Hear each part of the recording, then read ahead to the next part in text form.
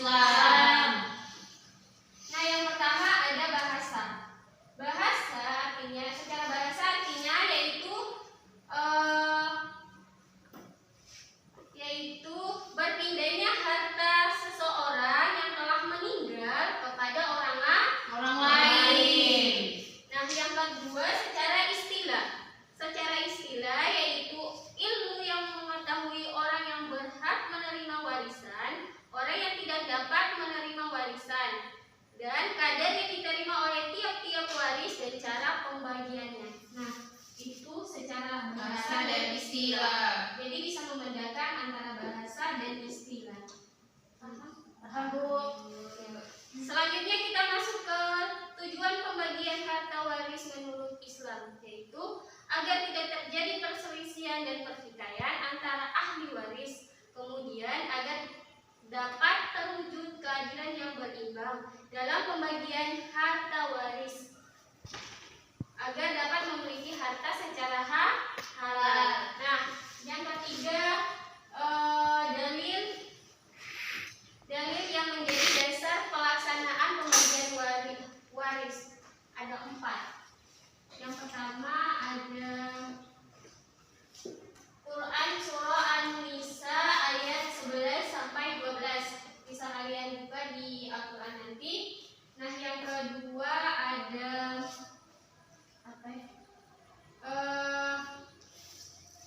hadis riwayat Bukhari dan Muslim.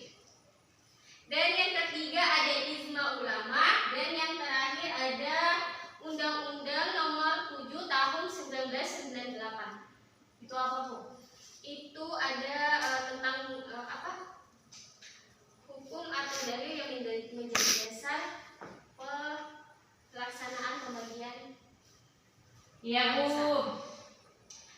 Nah, yang selanjutnya kita masuk ke hukum mempelajari ilmu waris. Ada yang tahu hukum mempelajari ilmu waris itu apa? Wajib. Kifayah. Iya. Fardu kifayah. Artinya kewajiban hanya bagi sebagian orang muslim saja. Tetapi apabila tidak ada orang Islam tidak mempelajarinya, mereka semua itu berdosa. Paham, Bu? Iya, Bu.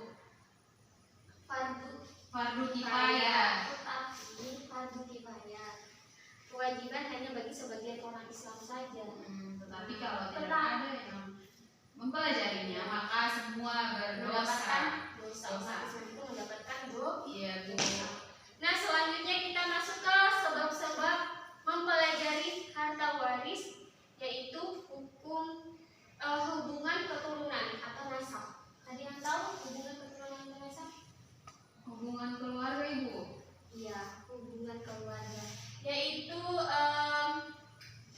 hubungan perkawinan. Perkawinan yaitu orang yang sudah menikah memiliki hubungan yang sah atau halal. Dia juga berhak mendapatkan harta waris seperti suami istri. Paham?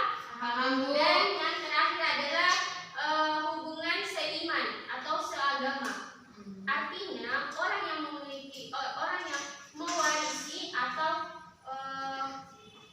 orang yang mewarisi dengan orang yang diwarisi harus sama-sama agamanya sama. Ya, mempunyai agama yang sama, yaitu Islam. Tetapi kalau orang yang satunya Islam, yang satunya non-Islam, itu dia tidak berhak untuk menerima Warisan. Ibu bisa bertanya. Boleh. Tadi Ibu bilang kalau misalkan ada yang bukan Islam, dia tidak bisa menerima harta waris. Jadi ini ada contoh kasus suami istri menikah beda agama. Kemudian anaknya itu kan 2, satunya ikut mama, satunya ikut bapak. Bapaknya ini Islam. Nah, kemudian apakah bisa anak yang seorang bapak itu memberikan harta warisnya kepada anak yang mengikuti agama ibunya? Terima kasih, Ibu. Jawabannya berikan aplaus untuk jadi sepengetahuan Ibu. Jadi itu